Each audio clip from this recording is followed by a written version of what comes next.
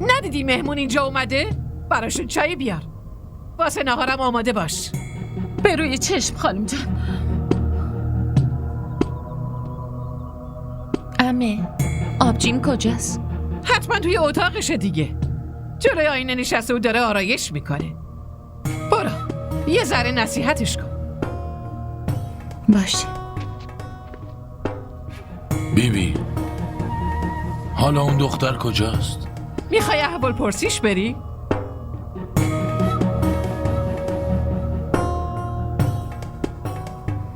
داداش جهانزیب اونو دیده؟ کیو؟ اون عروسی که به عنوان خونبها آوردین. شنیدم خیلی خوشگله. بذار ببینه به من چه؟ چی؟ این چه حرفیه میزنی آبجی؟ صورتشو سیاه میکنه و میچرخه. چرا؟ چون من بهش گفتم که اگه صورتت اینطوری نباشه زندگی تو جهنم میکنم.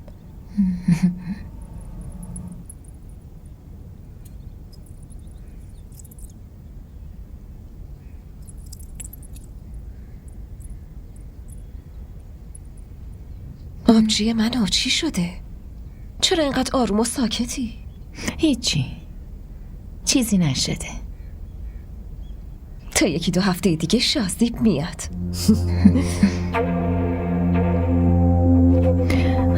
اما سر ختم اورنگزیب چرا نیومده بود؟ عمه بهش گفت نیاد. امتحانش شروع شده بود. اگه میومد امتحانش از دست میداد. خیلی زن محکمیه. اصلا به نظر نمیرسه که پسرش جوون مرد شده. باید محکم باشه، وگرنه اینجوری نمیتونه همچین جایی رو اداره کنه.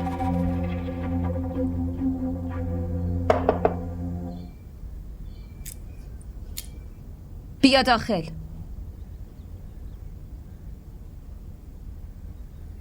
اینهاش ببینش. به نظرت این خوشگله؟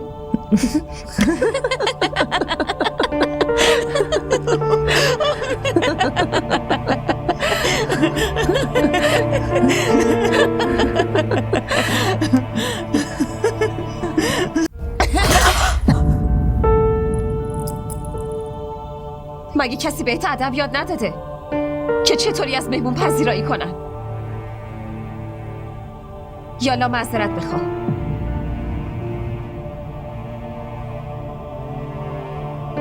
چرا به من زل زدی؟ گفتم معذرت بخواه. معذرت میخوام. گم شو، قیافه نفستو نبینم.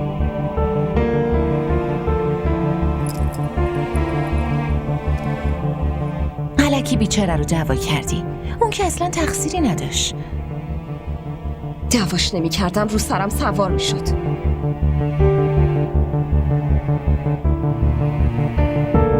ای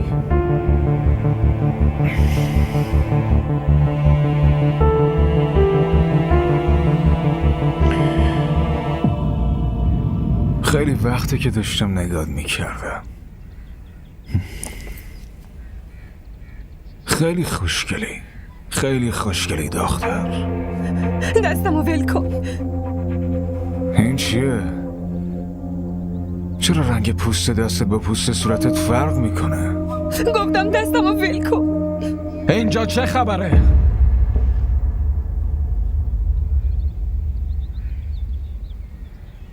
دیدی که این دختر الان ناموس این خون است.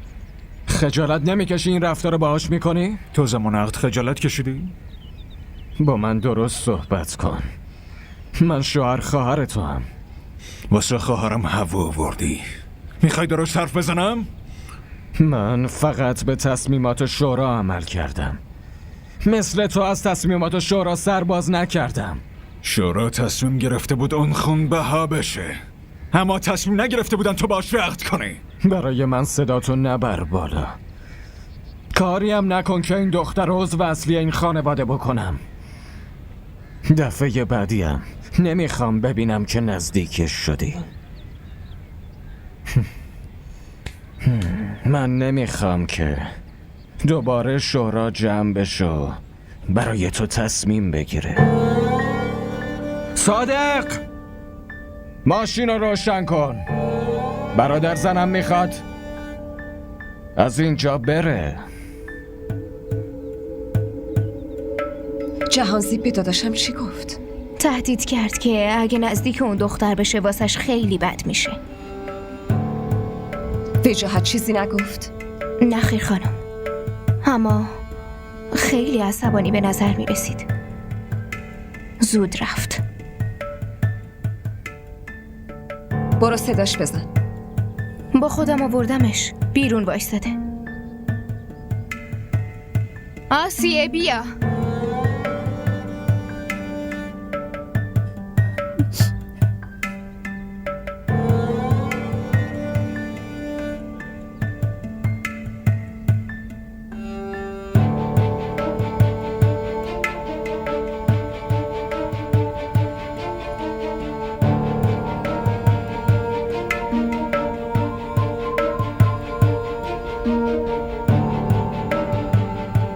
بگو ببینم مگه چه قیامتی شده بود که داداشم دست تو گرفته؟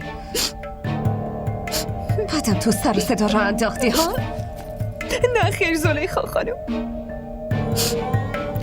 این حقو دارم که اگه یکی بخواد آبرومو ببره داد و فریاد کنم. کدوم آبروم؟ از چه آبرویی حرف میزنی ها؟ تو اینجا به عنوان خونبها اومدی، در ازای زنده موندن مبشر اومدی. تو هیچ ارزشی نداری، فهمیدی؟ اینجا بیشتر از تو اون مرغ گوسفندامونن که ارزش دارن. آسیه، های آسیه، جواب بده. بعد بیبی اومدم.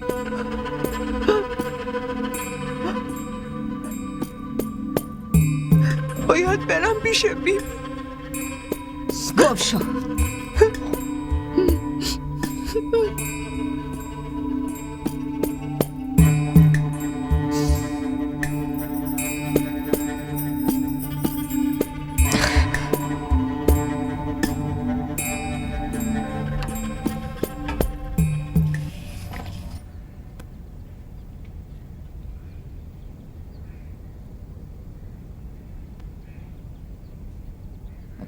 مامان صبونه رو حاضر کنه.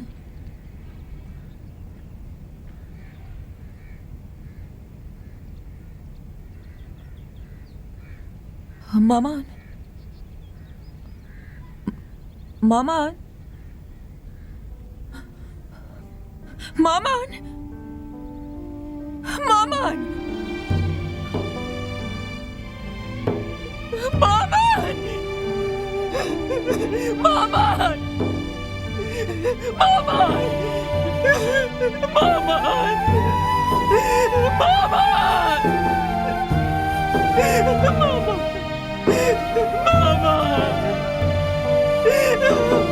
مامان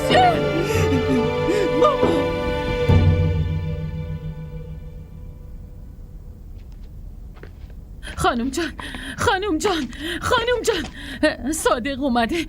مامان مبشر خان فوت شده متاسفانه. دیگه خبری نبود که بهم بگی؟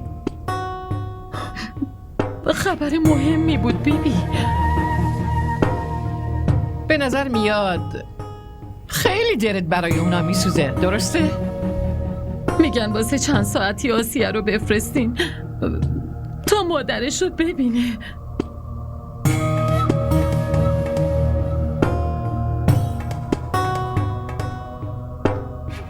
شاید معنی خونبها رو فراموش کردی. آسیه برای اونا مرده و اونا هم برای آسیه. بازم اگه فکر میکنی واسه خاک کردن اون مشکلی وجود داره، پس جسدش رو میتونن از در بیرون بیارن. آسیه هم از داخل میتونه ببینه.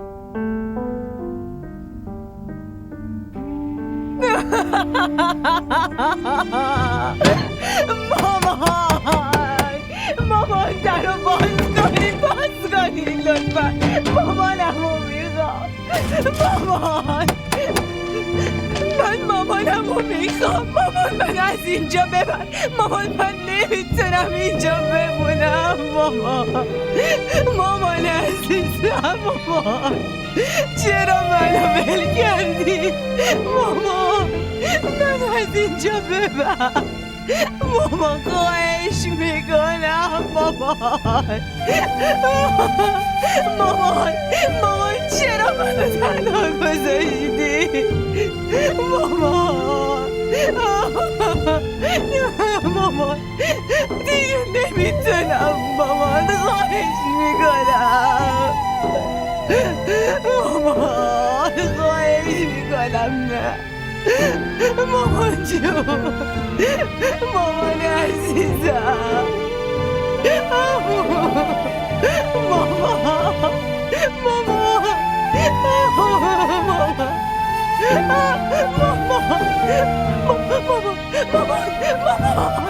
مامانمو نبرید.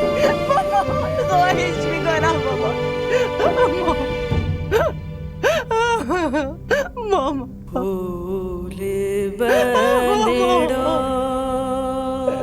مامان من عزیز دلم. مامان کجا رفتی؟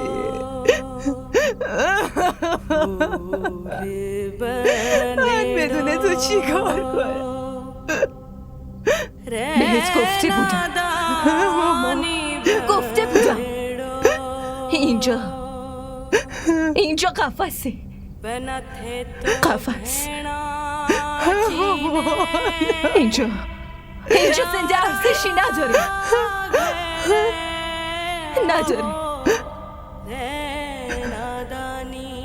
اونی که میمیره اینا اونو میگیرن و دورش میندازن. مامان من دورش میندازن.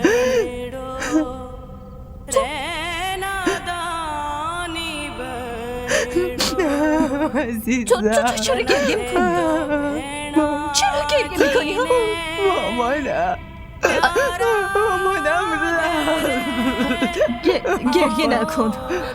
فایده ای نداره ها. نداره. ساکت باش.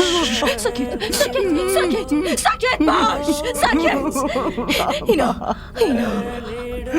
اینا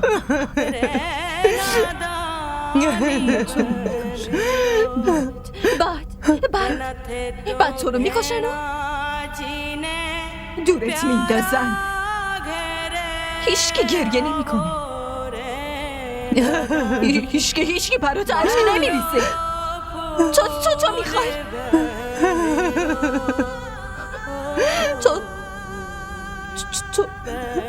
تو میخوای مامانتو از نزدیک ببینی؟ آره واقعا همچین چیزی رو میخوای؟ مامان میخوای ببینی نه؟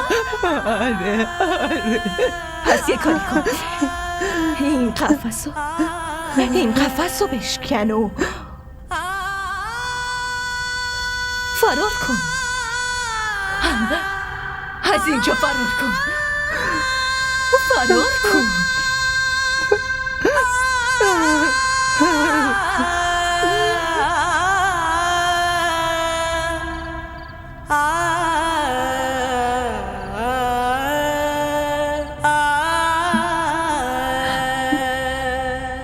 یه لقمه بخور.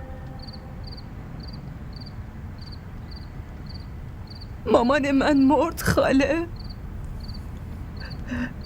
مامان من مرد.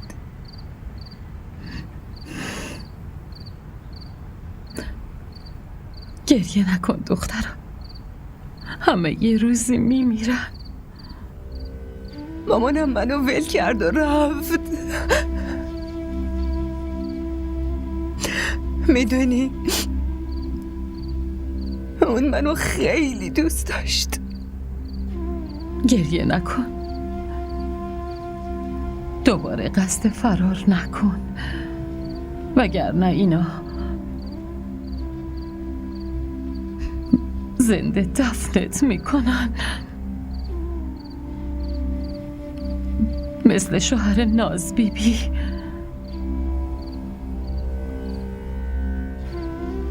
شوهر آبجیناز؟ آره، برای آبجیناز چه اتفاقی افتاده؟ ناز خانم هنوز ازدواج نکرده بود. نمیخواستن عروسش کنن، چون همه مال و اموالش از یکی دیگه میشد. رفته رفته همینطور میگذشت تا اینکه ناز خانم عاشق یکی شد و باهاش ازدواج کرد. بعدش چی؟ شوهر ناز خانومو کشتن، یه جایی دفنش کردن که هنوزم کسی نمیدونه کجاست.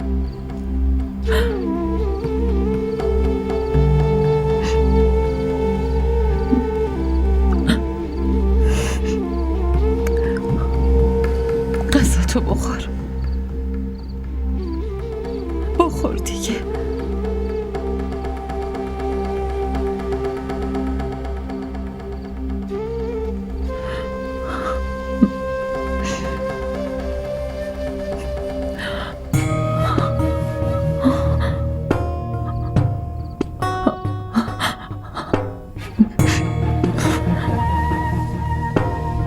دیشب به آسیه چی گفتی ها؟ معذرت میخوام، اشتباه کردم. من واسه این گفتم که اون بترسه که دوباره اشتباه نکنه. معذرت میخوام.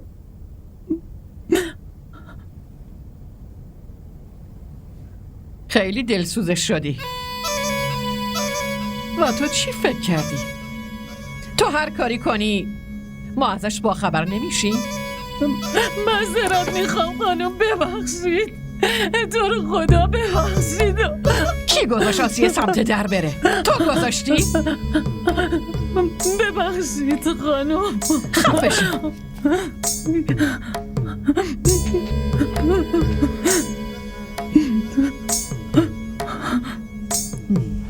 تنبیه که میشی.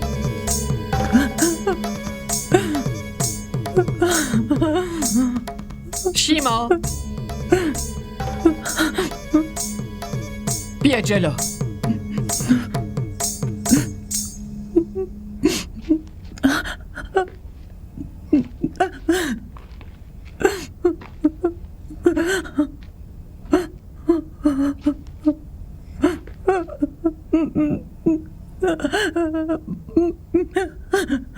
زود باش برام برقص دختر.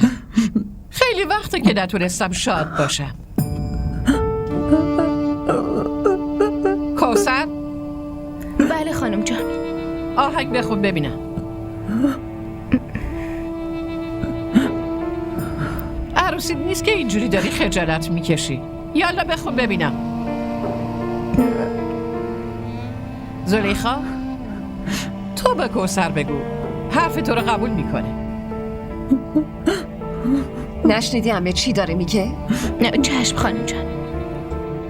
امشب شب مهتابه، حبیبم رو میخوام، حبیبم اگر خوابه نکنه باید بهت اصرار کنم ها؟ میخوام.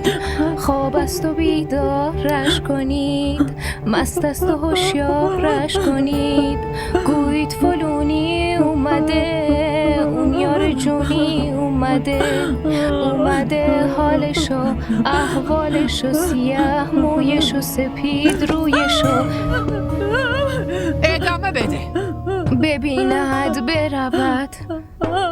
امشب شب مهتابه، حبیبم رو میخوام، حبیبم اگر خوابه طبیبم رو میخوام. خواب است و بیدارش کنید، مست است و هوشیارش کنید. گویید فلونی.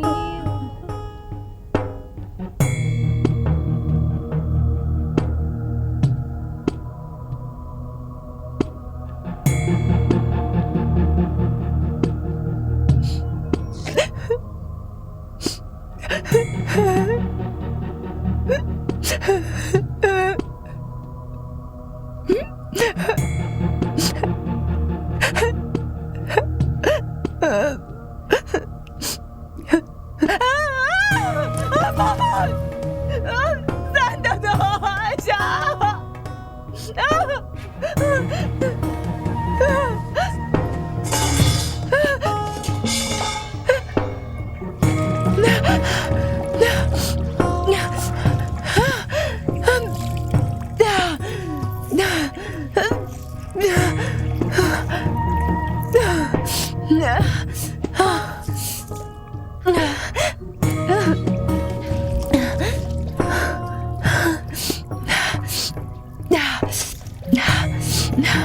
داداش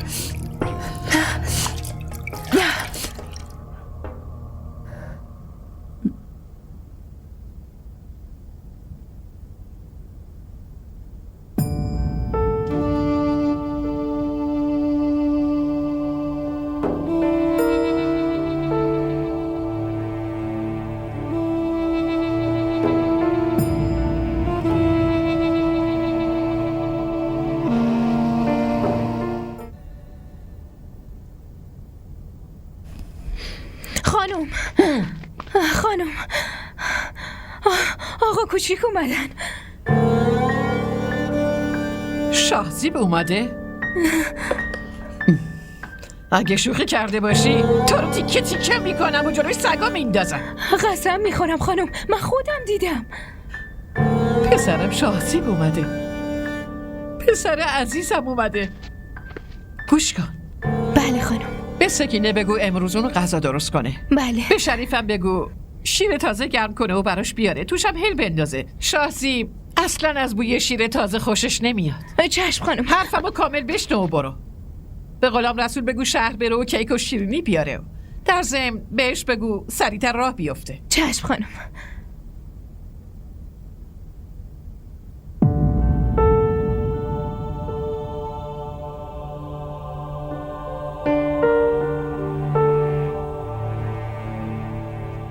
چشمم روشن.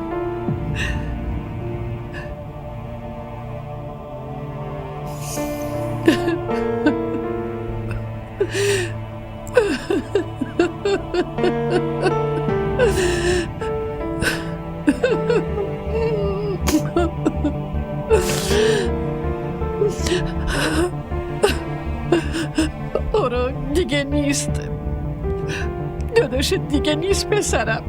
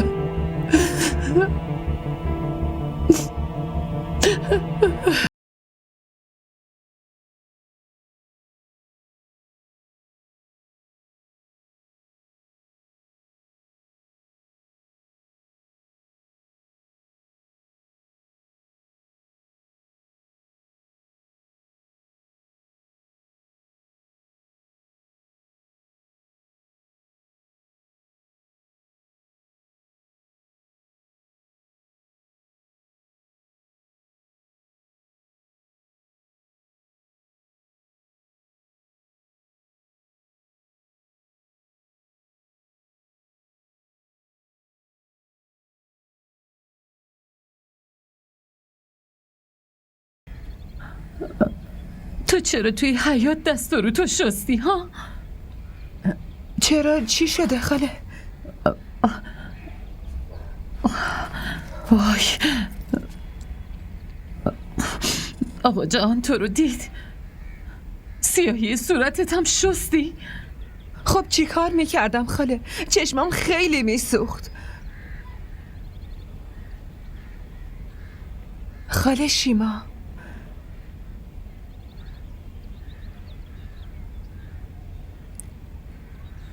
اونی که از شهر اومده، من با اون عقد کردم. دیوونه شدی؟ دیگه این حرفو نزن دختر. اون آقا شاهزیبه، پسر کوچیک این خانواده، تو شهر درس میخونه. آقا جهان بزرگ است که همسرشم زلیخاست. این یعنی من به عنوان هوای زلیخا خانم اینجا؟ تو به عنوان هوای کسی نه، بلکه به عنوان خونبها اومدی. چرا اینو فراموش میکنی؟ اما خاله، منو عقد کردن مگه نه؟ مغز منو نخور، با هم خیلی میسوزه.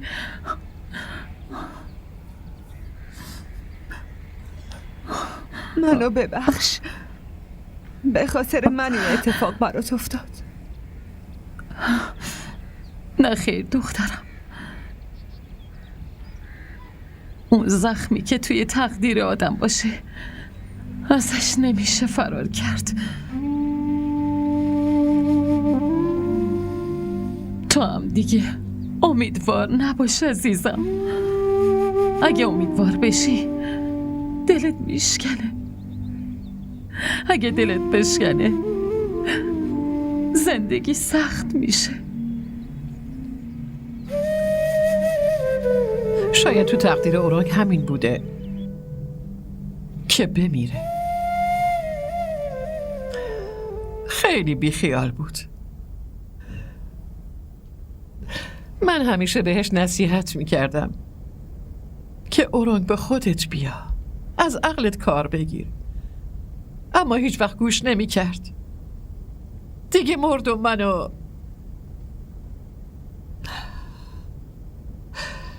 تنها گذاشت. اونو مبشر کشت مگه نه؟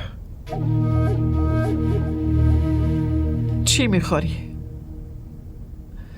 میخوای به سکینه بگم برات قیمه درست کنه؟ دست پختش خوشمزه است. ازتون یه سوال پرسیدم. تو توی این کار دخالت نکن. اینا اصلا کار تو نیست. تو درس بخون، تحصیل کن، باید آدم بزرگی بشی. اما بیبی بهت گفتم دخالت نکن، وگرنه دیگه تکرار نمی کنم. برات بلیط میگیرم و دوباره میفرستمت. یالا دست و روتو بشور، یه خورده استراحت کن، بعدم همه با هم شام میخوریم. آفرین، برو.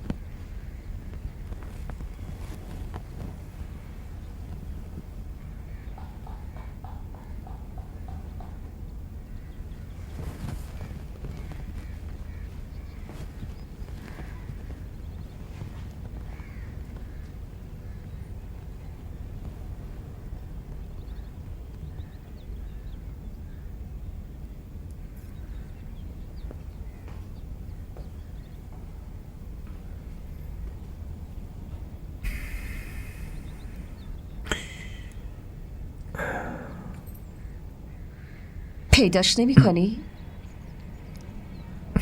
کیو؟ همون چه نسبتی باهات داره؟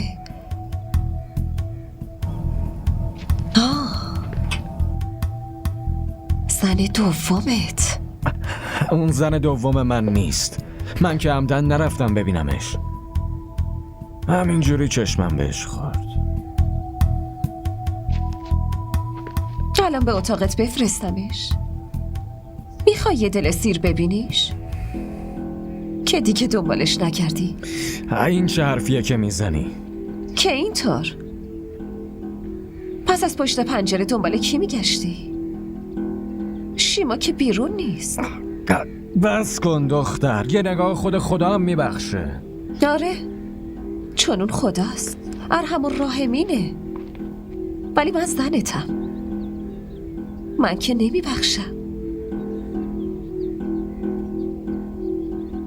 همونطور که خداوند واسه عبادتش شریک دوست نداره، همونطور زنم اصلا واسه عشق شریک دوست نداره. اون روز چی گفته بودی؟ سینه سپر کردی که حتی اگه نگاه هم بهش بندازم پس تو هر تنبیهی بگی قبول دارم. خب خودت به تنبیهت فکر میکنی یا من بهت بگم؟ داری شوخی میکنی دیگه. نه خیر، شوخی نمیکنم. خیلی خوب، بگو چه تنبیهی؟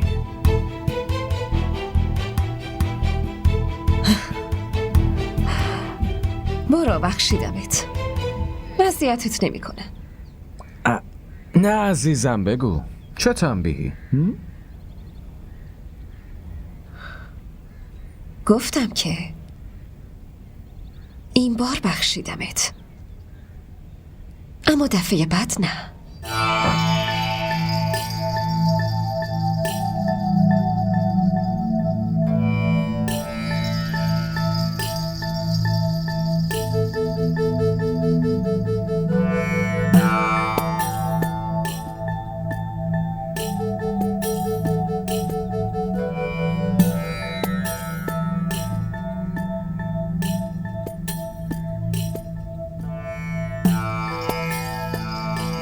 از مرگ مامانت خیلی ناراحت شدم. هممون بالاخره یه روزی میمیریم. تو، من، همه.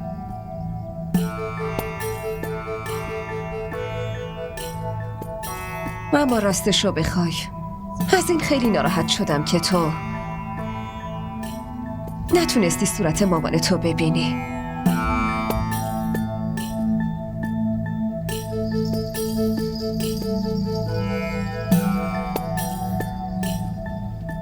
برو، صورتتو بشور. من دارم میگم. برو، آفرین.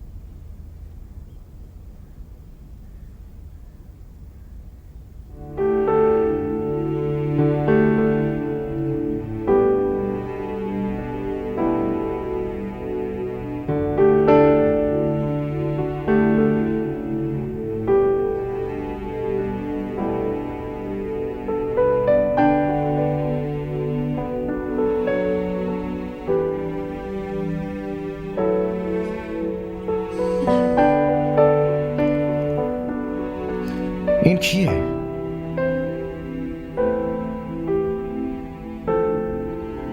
عروس آقا به عنوان خونبها اومده.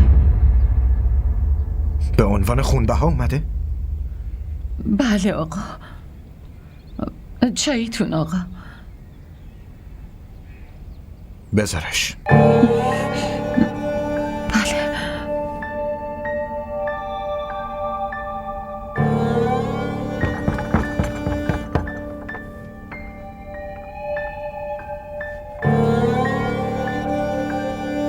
کیه؟ مونا اومده؟ مونا از مدرسه برگشته؟ آره تو مونا رو از مدرسه آوردی؟ نه خیر نیاورده. مبشر مونا کی میاد؟ میاد، تو برو داخل. من میرم برای مونا غذای مورد علاقه‌ش رو بپزم. دیشب گفته بود. مامان کجا رفته ها؟ باید واسه مامان ناهار ببرم. حتما مامان رفته مدرسه دنبال مونا. آره هر وقت اومدن پس هر دوتاشون رو پیش من بفرست. باشه میفرستم، تو برو داخل به آشپزی. تو هم ناهار میخوری؟ برای درست کنم؟ الان ناهار درست میکنم. مونم از مدرسه میاد مگه نه؟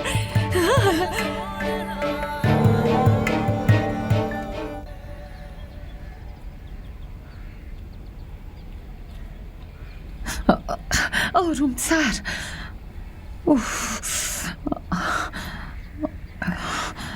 خاله خب بگو ادامه داستان چی بود؟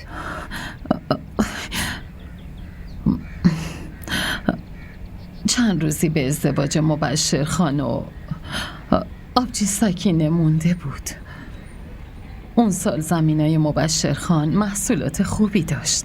وقت فروش محصولات رسیده بود. اون روز وایستاده بود و داشت به محصولات نگاه میکرد.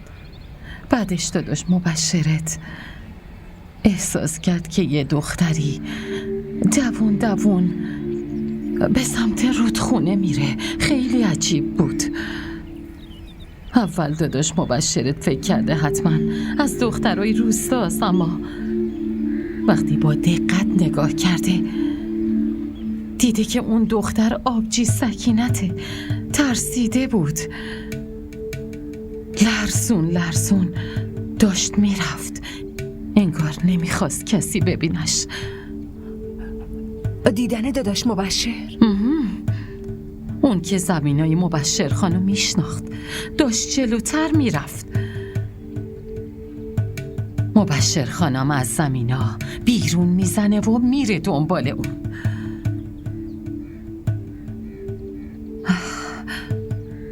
آبجی سکینه هم داشته پشت سر خودشو میدیده که کسی دنبالش میکنه یا نه. اون وقت کنار رودخونه یه باغ مخفی وجود داشته. از اون باغ مبشر خانو دیده که ماشین آقام اونجاست. مبشر خان به دلش شک افتاده.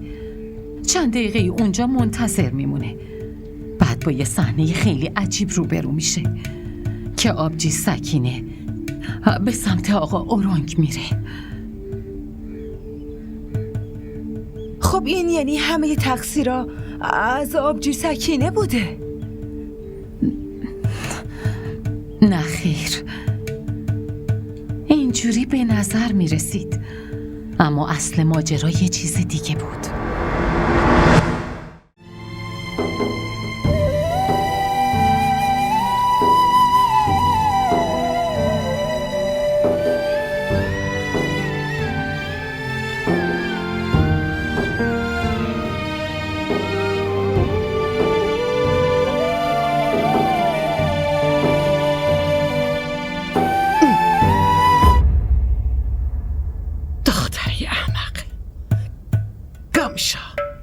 گمشا